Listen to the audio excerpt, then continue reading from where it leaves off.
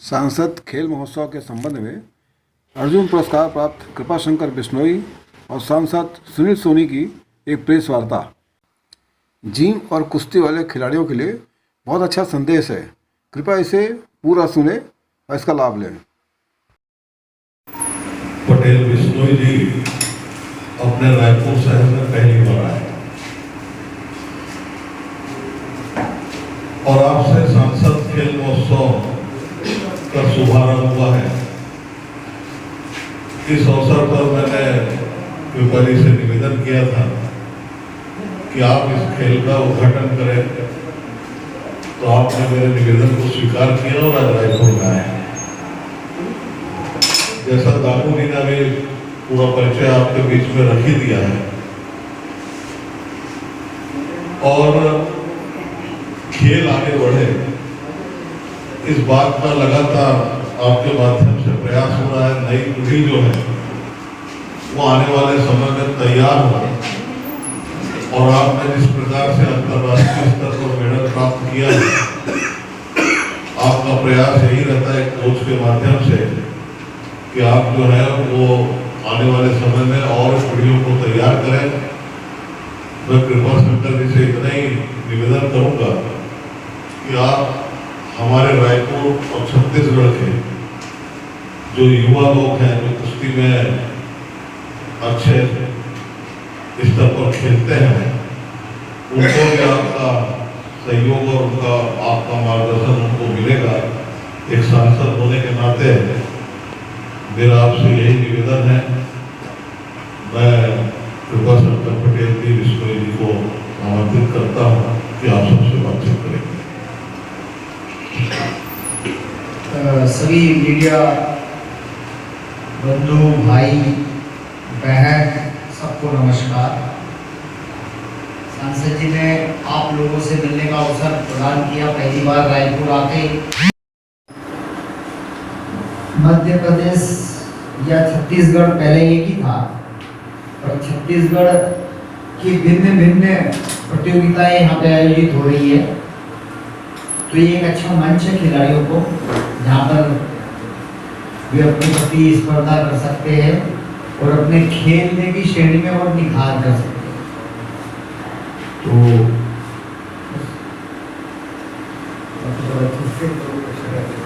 आपको जो भी बात करना है वो कर सकते हैं। सर, युवा को मैसेज दीजिए। What is message for youth? देखिए, युवाओं को मैं एक बात कहना चाहता हूँ। आपने बहुत अच्छा पूछा कि युवाओं के लिए क्या कहना चाहेंगे। तो युवा जो है वो शक्ति है और खेल एक माध्यम है जो आपको गुमराह नहीं करने देता है। आप अगर स्पोर्ट्स करोगे, आप खुद अपने ऊपर लेके देखो, अगर आप एक अच्छी मानसिकता और अच्छे मन के साथ पसीना निकालोगे शरीर को बनाने के लिए या खेल में जान जोड़ने के लिए, तो फिर पसीना निकालने के बाद में आप अल्कोहल नहीं लोगे या कोई नशा नहीं करोगे, आप दूध और जूस ही पियोगे। तो सबसे पहले तो वहाँ मानसिकता में परिवर्तन आ जाता है कि आप अपने खेल में अगर आए तो निश्चित रूप से आपका सुधार वहीं से शुरू हो जाता है। आपकी मानसिकता बदल जाती है जब आप खेल में आओगे। और पसीना निकाल के हर आदमी दारू नहीं पीता, दूध ही पीता है। तो यहाँ से जब बदलाव आ जाता है एक पहलू युवा वर्ग का, तो वो सारी उम्र उसको वो खाने पीने की श्रेणी, जीवन जीने की जो तरीके हैं उसके बहुत अच्छे होते हैं और मनोवैज्ञानिक रूप से वो बहुत बदलाव आता है दिमाग में। जैसा मैंने अभी कहा था कि भाई एक आम आदमी या IAS, IPS, SDM हो, चाहे कोई भी बड़े बड़े एक्टर हैं, तो वो क्या बहुत जल्दी यानी कि पजल हो जाते हैं। पजल हो गए, हरियाणा में एक शब्द है पजल हो गए, और वो अपनी जीवन लीला समाप्त कर लेते हैं। लेकिन खिलाड़ी आदमी क्या है, बचपन से हारना और जीतना, हारने के बाद फिर जीतने का प्रयास करना। तो ये जो श्रेणी है उसको, ये जो आदत पड़ जाती है हारने के बाद चैलेंज की तरह लेना और फिर जीतने का प्रयास करना, ये उसको सांसारिक जीवन में भी काम आता है और पूरी उम्र तक काम आते रहता है। वो अपने जीवन में हताश जरूर होता है, लेकिन हताश होने के बाद में फिर उससे जीतने का प्रयास करता है। और यही हर व्यक्ति में होना चाहिए, साइकोलॉजिकल मजबूती आती है। तो खेल को अपनाना है युवाओं को, शक्ति, भक्ति और ब्रह्मचर्य का पालन करना है और कंटिन्यूटी टूटने नहीं देनी। यानी यूं नहीं कि एक दिन ट्रेनिंग करी और फिर 4 दिन रेस्ट कर दिया। तो जुनून, पागलपन, जिद ये होगी और आपकी कंटिन्यूटी बरकरार रहेगी तो निश्चित रूप से आपको एक ना एक दिन आप ऐसे पोडियम पे जाके खड़े मिलोगे। और ये तो वर्षों की तपस्या होती है, 14 वर्ष का वनवास कहते हैं। अगर कोई स्पोर्ट्समैन लगता है ना किसी मिशन में, तो 14 साल कुछ नहीं, सिर्फ वनवास, एक ही काम। दंगल फिल्म खत्म होने के बाद में, सुल्तान फिल्म खत्म होने के बाद में, सुल्तान फिल्म में जैसे बताया कि एक लड़की के प्यार में पागल होके और फिर वो 25-26 साल का नौजवान वो भी कुश्ती करने लग गया और ओलंपिक में मेडल जीत गया। ये संभव नहीं है। ये ठीक वैसा ही है कि एक व्यक्ति 20-25 साल तक कभी पढ़ाई भी नहीं करी, उसे गिनती भी नहीं आती है, और वो व्यक्ति का हृदय परिवर्तन हो और अचानक वो बोल पड़े मेरे को तो डॉक्टर बनना है, तो संभव नहीं है। तो ये बचपने से इन चीजों की तैयारी होती है।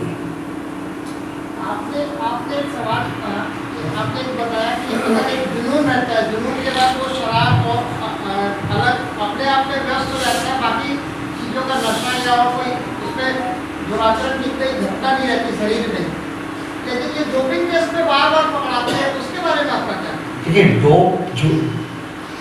डोप जो हो गया ना, वो प्रतिबंधित मेडिसिन, यानी शॉर्टकट तरीके से जो खिलाड़ी आगे बढ़ना चाहते हैं, ताकत बढ़ाने के लिए एनाबॉलिक स्टेरॉइड में कई खिलाड़ी पकड़े गए, तो जो जैसा काम करेगा वैसा फंसेगा भी, क्योंकि नेशनल एंटी डोपिंग एजेंसी और वर्ल्ड एंटी डोपिंग एजेंसी इनकी नजर होती है खिलाड़ियों पे और रैंडम ड्रॉ के थ्रू डोप टेस्ट कराते हैं। हमारे पहलवानों के आईवी टेस्ट होते हैं, अभी कई पहलवानों के आउटस्टैंडिंग सबके नेशनल कैंप में होते हैं, कंपटीशन में होते हैं, बार-बार टेस्ट होते हैं और वो क्लियर होते हैं। अगर मेरा आपसे कोई सवाल है कि ये जो समय से पहले जो ज़्यादा पानी के चक्कर में इतना अपने देश का नाम को डुबाते हैं। देखो, वो खेलों की स्थापना क्यों हुई थी, ओलंपिक की स्थापना क्यों हुई, ताकि एक ऐसा मंच जहाँ पर सारी दुनिया के लोग आकर खेलें, स्वस्थता का प्रतीक, स्वस्थ रहे, आपस में मेलजोल रहे, सौहार्द बने, भाईचारा बढ़े और अच्छा खाए पिए और अच्छी जीवन शैली जिए। लोगों ने इसको धंधा बना लिया, बिजनेस बना लिया। आप स्पोर्ट्स को स्पोर्ट्स की तरह ही रखना है, हार जीत की चिंता करे बगैर एक अच्छी खेल भावना के साथ खेल का परिचय देना है, ना कि इसको व्यवसाय बनाना है। तो मैं वही कहना चाह रहा हूँ युवाओं को कि आप प्रतिबंधित मेडिसिन का सेवन मत करें। बहुत सारे लोग दुकान खोल के बैठे हैं, बहुत सारे लोग जिम खोल के बैठे हैं, जिसमें प्रतिबंधित मेडिसिन और युवाओं को गुमराह करते हैं। फिर एक आदमी, क्योंकि उनके डॉक्टर्स नहीं होते ना जो बॉडी बना के घूम रहे हैं, जो अपने डोले सोले बना लिए, कंधे चौड़े कर लिए और फिर वो गली मोहल्ले में ही खड़े होते हैं ना, या फिर वो मोटरसाइकिल पे थोड़ी ऊंचा करके चला के और भी मसल दिखा, सबका अपना अपना टारगेट होता है, मकसद होता है। क्षेत्र के हिसाब से जहां जहां जिस क्षेत्र में जो खेल बेहतर हैं, चुनिंदा खेलों को चुनो। सारे खेलों को चुनेंगे तो ओलंपिक हो जाएगा, लेकिन चुनिंदा खेलों को चयनित करके वहां के खिलाड़ियों को ऐसा मंच प्रदान करो जहां पर वो अपने खेल का प्रदर्शन करें और अपने खेल की कुशलता में निखार लाए।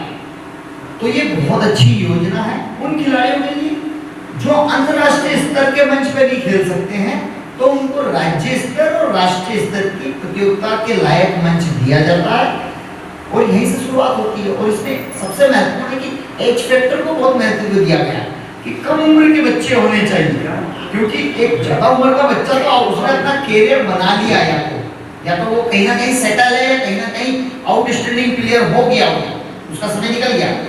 ये कम उम्र के बच्चे जो आने वाले समय में बेहतर प्रदर्शन करेंगे, तो इनको अभी से वो आदत डालना, क्योंकि ट्रेनिंग करना और कंपटीशन करना दोनों में फर्क है। आप मेरे साथ में ट्रेनिंग करोगे ना, तो आपको इतना ज़्यादा परेशानी नहीं होगी। लेकिन यूँ बोल देंगे ना कि कृपा जी अब आपकी मिक्सर के साथ मुकाबला है, चलो प्रॉपर तरीके से रेफरी कैमरे, तो वहाँ पे आप कुछ भी नहीं हो तब भी मेरे एक झुकझुकी एक कंपटीशन फीवर हो जाता है, एक मानसिकता बदल जाती है। तो वो आदत डालना, वो माहौल पैदा करना वो कौन देगा? तो सांसद खेल महोत्सव के द्वारा खिलाड़ियों को, युवा खिलाड़ियों को ये माहौल दिया जा रहा है। और कोविड के कारण मैं चाहकर भी नहीं कर पाया था, लेकिन आने वाले समय में, अभी तो नहीं हो रहा है कोई, लेकिन आने वाले समय के अंदर में इसको बड़े रूप के अंदर में करेंगे। जैसा कि अभी कृपा जी ने कहा, उसी काम को किया है। 9 साल से 12 साल के बच्चे तो छोटी उम्र से जो है वो आगे बढ़ने का प्रयास करें, उनका मनोबल बढ़े, उनके अंदर जो डर है सार्वजनिक खेलने का वो डर खत्म हो और अच्छा खेल सकते हैं, ये उनको एक हौसला हो, ताकत मिले और खेल की दिशा के अंदर में आगे बढ़े। इसलिए छोटे बच्चों को इसके अंदर में शामिल किया ताकि लगभग 650 बच्चे हैं और भी कल आएंगे। तो ये सारे बच्चे जो है जैसा भी खेलते हैं, एक बार मैदान में खेलना चालू करेंगे तो आने वाले समय के अंदर में हम इससे और बड़ा आयोजन कराने का मैंने विचार किया है। और मेरी स्वागत समिति में, इस खेल स्वागत समिति में लगभग सभी इस क्षेत्र के छत्तीसगढ़ के जो अंतर्राष्ट्रीय स्तर में भी ख्याति प्राप्त की है, जैसे संजय शर्मा की बेटी यहाँ के नीता डुमरे हैं, सभा अंजुम है, ऐसे अनेक लोग इस समिति के अंदर में है। तो इनसे मेरे को कुछ सीखने भी मिला है। और यह 2-3 दिन का नहीं हो सकता, ये कम से कम 5 से 7 दिन का आने वाले समय में करवाएंगे ताकि एक अच्छा ठहर के ठीक से खेलने का उनको अवसर मिले। आज आप सबने कृपा शंकर जी की बात को सुना और आप सबने यहाँ पर उनको आमंत्रित किया। हमारे अध्यक्ष कानू जी सहित आप सबका बहुत बहुत धन्यवाद। कहीं भी कोई खिलाड़ी जो प्रसिद्ध खिलाड़ी होते हैं, आउटस्टैंडिंग होते हैं, जो बच्चों के आइडियल होते हैं, और आजकल तो गूगल का और फेसबुक, व्हाट्सएप इनका ज़माना है, तो सभी की डिटेल्स भी निकल जाती है कि ये किस लेवल का खिलाड़ी कौन आया। तो बच्चे आजकल बड़े स्मार्ट हो गए और निश्चित रूप से कोई बड़ा खिलाड़ी आता है तो बच्चों का मनोबल बढ़ता है और उसकी बातें बड़े गंभीर पूर्वक सुनी भी जाती है। बच्चे सुनते हैं कि वो क्या बोल रहा है, कैसे आगे बढ़े हैं, उसकी कहानी क्या है, वो क्या सच है, हम भी कर सकते हैं कि नहीं करते। तो ये एक भावना जागृत होती है महिला व पुरुष खिलाड़ियों में। तो उसी लिए सांसद महोदय जो सोनी साहब हैं, इन्होंने मेरे को विशेष तौर पे आमंत्रित किया कि कृपा जी जो हमारे रायपुर के खिलाड़ी हैं, युवा हैं, बच्चे हैं, उनको आप एक बार आके प्रेरित करें और मोटिवेट करने का काम करें, जिससे उनमें उत्साह बढ़े, ताकि जो ये सांसद खेल महोत्सव हो रहा है इसके माध्यम से हमें भी 2-3 स्टार आगे आने वाले समय में मिल जाए। तो दंगल फिल्म में आपको मौका कैसे मिला? देखो, मैं इस खेल का अर्जुन पुरस्कार खिलाड़ी हूँ और लखनऊ में महिला कुश्ती को 10 साल से ट्रेनिंग दे रहा था। तो मुझे सर्च करना इतना मुश्किल नहीं था, मैं समझता हूँ। तो आमिर खान प्रोडक्शन ने मुझे सर्च किया, 2 बार फ़ोन लगाए। मैं ओलंपिक कैंप में था 16 ओलंपिक, तो 2012 के बाद 16 ओलंपिक की हमारी तैयारी चल रही थी, जिसमें साक्षी मलिक ने 2016 में ब्रॉन्ज मेडल जीता। उस ओलंपिक टीम का मैं हिस्सा था। लेकिन मुझे दंगल बहुत बड़ी फिल्म बन रही थी। आमिर जी का भी फ़ोन आया 4 बार, बोले कृपा जी हमने आपसे ही कुश्ती सीखनी, महिलाओं का उसमें मुकाबला था और महिलाओं को ट्रेनिंग देनी थी और उसमें भी एक्टर थी वे लड़कियाँ, और ऐसा ही व्यक्ति उन्हें चाहिए था जो महिलाओं के साथ इंटैक्ट कर चुका हो, कई साल ट्रेनिंग दे चुका हो, अनुभवी हो और महिलाओं को ट्रेनिंग देने का उसको अनुभव है। तो वो मैं 10 सालों से दे रहा था। तो ये चयन करने का एक क्राइटेरिया अच्छा था और ऐसे ही करके मुझे चयनित किया गया, बुलाया गया। कितने महीने तक चला ये ट्रेनिंग प्रोग्राम? लगभग 10 महीने सिर्फ कुश्ती कुश्ती कुश्ती कुश्ती। शुरुआती दौर में उन लड़कियों को अभ्यास के दौरान बहुत सारे मसल्स खिंच जाना, क्रैम्प आ जाना, डिहाइड्रेशन हो जाना, फटीक हो जाना, थकने के बाद में उनकी मसल्स टाइट हो जाती, तो वे सोचती थी कि मेरे को चोट लग गई है। तो वो इंजरी और सोरनेस में सूजन आ जाती ना थकान की, तो सोरनेस और इंजरी में फ़र्क महसूस नहीं कर पा रही थी, वो चोट ही समझ रही थी। और दो टाइम ट्रेनिंग सेशन रेस्ट करने के बाद में वापस रिलैक्स हो जाती। अच्छा, तो ऐसे धीरे धीरे उनकी स्ट्रेंथ डेवलप करी है। ओके।